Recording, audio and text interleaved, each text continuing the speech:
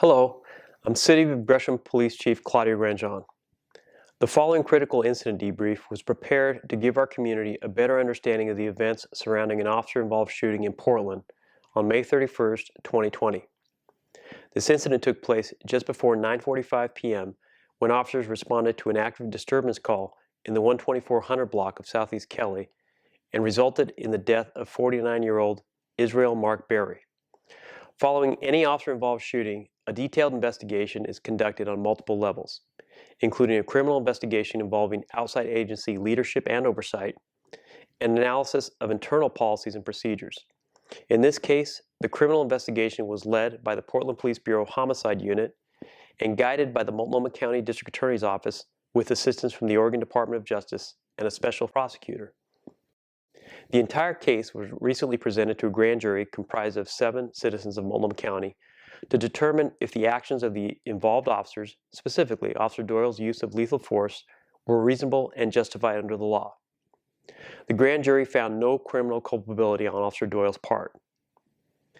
As part of this incident debrief process, we will discuss the nature of the calls for police assistance, the actions of the responding officers, and the demeanor and actions of Mr. Berry that night. The debrief includes the 911 calls, evidentiary photographs, and video footage from a private security camera and Officer Doyle's body-worn camera. Videos from the officer's camera help to show part of the incident, but has limitations. The camera is unable to capture all angles or provide accurate perspective for measuring distances, and at times may have a slight delay between video and audio recording. The first 30 seconds of our body-worn cameras are on a recording loop and do not have audio until they're turned on. Please be warned that portions of the video you're about to see are graphic and may be disturbing to watch. Viewer discretion is advised. On May 31st, Portland was experiencing its 4th consecutive day of social justice protest mixed with violent and destructive activities of other groups. Needing to direct their police resources downtown, Portland Police Bureau asked the Gresham Police Department to provide a supervisor and a small group of officers to help handle calls for service in its southeast Portland neighborhoods. At just after 8 p.m., Mr. Berry called non-emergency to report that a man who lived in the 124 Hunter block of Southeast Kelly Street had a cell phone of his and would not give it back. Advised that no officer would be available for an undetermined amount of time, Berry chose to remain outside the location. Non-emergency, how can I help you? Hello? Hey, it's non-emergency, how can I help you? Hi. I'm in front of 124 Southeast Kelly, a couple hundred, and I had apparently from his housemate, the mother and father in the house, he's a heroin addict, and he sold my iPhone 7. All right, give me one. And you said you know who sold it? Yeah. No, and then is he currently home right now? Yes, he apparently is. Okay, and so you need to make that theft report with an officer? No, I need someone to come here and tell him to give him a damn phone. Okay, but you said he already sold it, right? No, he has it. He stole me from it. Yeah, he stole it. Okay, no problem at all. Actually, yeah. No problem. So yeah, I can definitely set up a call for an officer to contact you as soon as they can. It's going to be a very long time today just due to all the protests, but I can definitely set up the call for you to wait. Give me 1 second here. At approximately 9:35 p.m., the man Mr. Berry was attempting to contact called 911 and reported that a man, Mr. Berry, was outside of his house in a black 2015 Chrysler sedan, honking the horn and throwing trash all over. Reportedly, Mr. Berry was also threatening the family and their property. 911, what's the address of your emergency? 124 Southeast Kelly Street. 124 Southeast Kelly. Do you need police, fire, or medical? I need a police officer to come out here as soon as possible. I have a crazy dude outside my house, honking the horn, stringing my trash all over the yard, or all over the road in my yard, and he's constantly honking his horn and yelling at my house. Okay, did you call in for this earlier? No, I didn't. It was somebody else probably. Okay. And so do you know this man? I know him, but I've tried to distance myself from him because he started stalking me, and now he's threatening to kill one of my animals or break one of my mother-in-law's windows on her vehicle if I don't come out of the house. Okay. What color vehicle is he in? He's in a black Chrysler. Okay.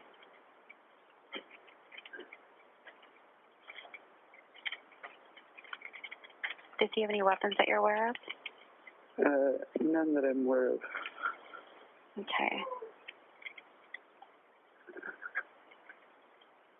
Do you know this man's name? Yeah, Israel. What's his last name?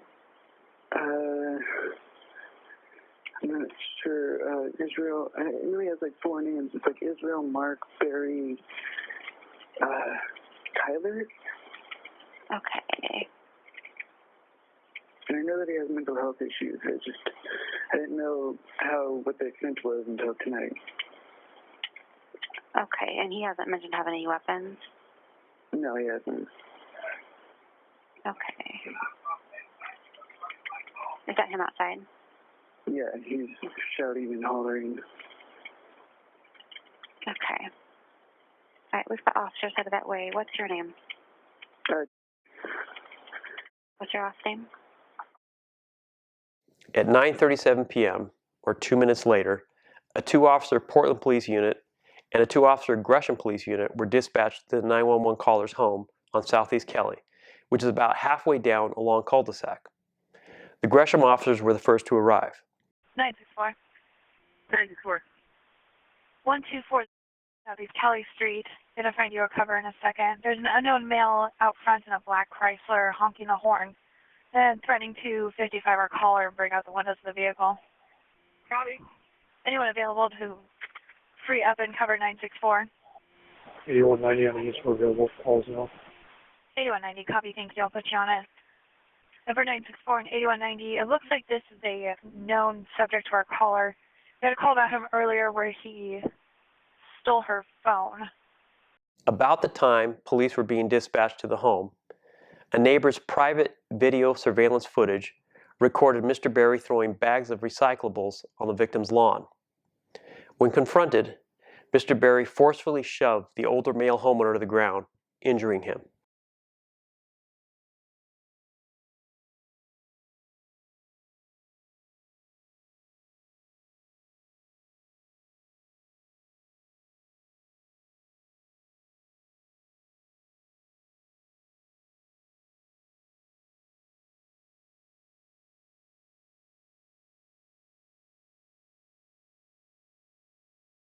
A short time later, Mr. Berry got in his car, and after driving forward a bit, he suddenly reversed and narrowly missed running the female homeowner over before ramming into their garbage cans. Mr. Berry drove forward again and turned around at Southeast 122nd Avenue as the original 911 caller made a second 911 call for help. While on the phone, Mr. Berry drove back towards the home and passed the resident at a very high rate of speed before reaching the end of the cul-de-sac and passing the home again. 911, what's the address of your emergency? I got a crazy dude. I just called 911 and I asked officers to come, but he almost hit my mother-in-law. Well, what's the address or intersection you gave when you called in earlier? 124 Southeast Kelly Street. Okay, what's your first and last name? Okay, yeah, we have the police on the way. Give me one moment. Is the person still there that's causing trouble? Yeah, he's at the end of my road right now. He just came speeding down the dead end. Now he's driving back. Okay, now he's driving back to your address? Yeah, towards the beginning of my road. Okay, is he still in the black Chrysler? Yeah, here comes the cops. Okay, all right, we'll point him out to the cops. Okay, I'll let you go. What occurred next happened in quick succession and is partially captured by Officer Doyle's body-worn camera footage. The dynamic situation unfolded as Officer Doyle parked his marked black and white patrol vehicle one property away and across the street from the call location. He turned on his camera, and as he stepped out of his vehicle, immediately perceived Mr. Berry driving west at the female homeowner. The voice heard on the camera is Officer Doyle's, repeatedly yelling, "Whoa," as Mr. Berry is seen driving his car forward toward a woman standing in the street. As Officer Doyle walked toward the woman and Mr. Berry, the car's engine continued to accelerate. The woman crossed to the driver's side of the hood as Mr. Berry now drove towards Officer Doyle. Officer Doyle drew his duty firearm. Having almost made it to the front of his patrol vehicle as Mr. Berry's car was nearly upon him, Officer Doyle raised his gun, briefly lowered it and raised it again as the car continued toward him. Officer Doyle fired his first shot as the car's front bumper was within feet of him. He fired a total of 7 shots, striking Mr. Berry once in the left side of his torso. The whole incident, from the time Officer Doyle exited his patrol vehicle and perceived Mr. Berry was trying to physically harm people with his car, to when he shot Mr. Berry, happened in 6 seconds.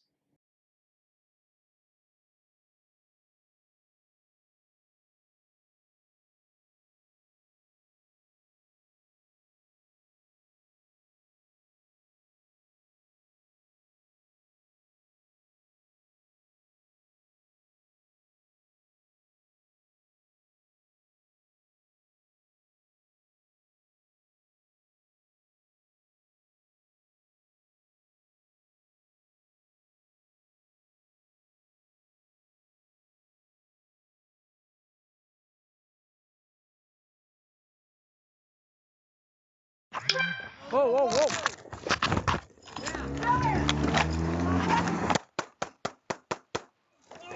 Oh, you hit me! Get back! Get back!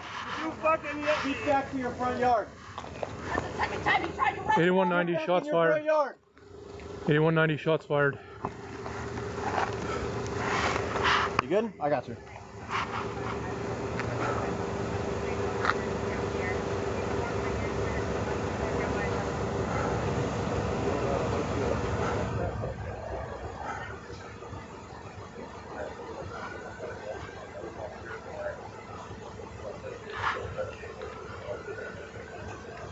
Back inside.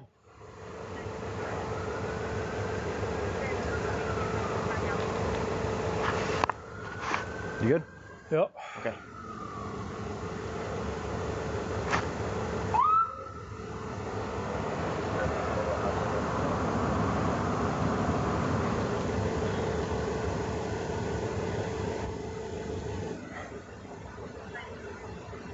I want to pin the front of this car. Okay, I'm gonna hold her. You're good? Yeah. As soon as additional officers arrived, police immediately began rendering aid to Mr. Berry, taking him out of the car to perform CPR. A nearby resident who was medically trained assisted officers during this process. Ultimately, Mr. Berry was pronounced dead at the scene. We wish the outcome were different.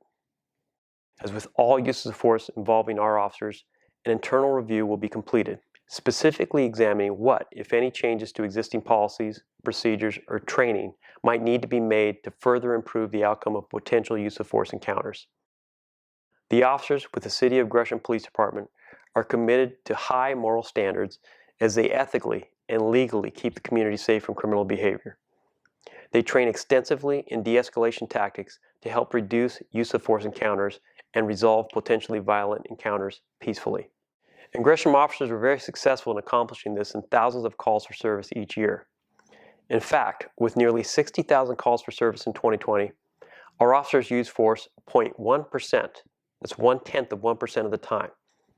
Use of force reporting covers everything from control holds to the use of a taser to firing a duty weapon, which has happened only 14 times in the last 22 years. These numbers also include our officers who worked outside of our city, including during the riots. We know that most often, like in this situation, verbal de-escalation can only occur when time is available and the other party is willing. And there are times when officers cannot simply walk away or not show up and hope no one gets hurt. Unfortunately, the culmination of this incident unfolded very quickly as the officers and others perceived an extreme risk to their safety, which led to the actions taken. Thank you for taking the time to view this critical incident debrief presentation. I hope it provided a better understanding of what happened.